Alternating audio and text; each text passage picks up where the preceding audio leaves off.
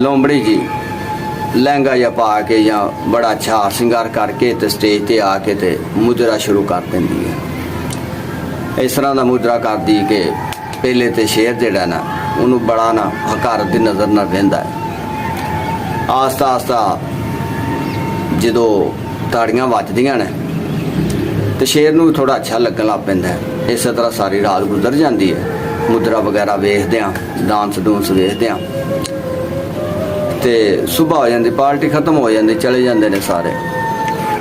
हुण लोमड़ी की करती, दूसरे जिहड़े जानवर हुंदे ने ना जिहड़े भी शेर तो इक्को बारी हमला कर देन ते शेर कुछ नहीं कर सकता, जिंदे विच हुण हाथी हो गया, ज़ैबरा हो गया, फिर इंज दे जिहड़े बड़े बड़े जानवर ने ना उन्हां कोल जांदी है।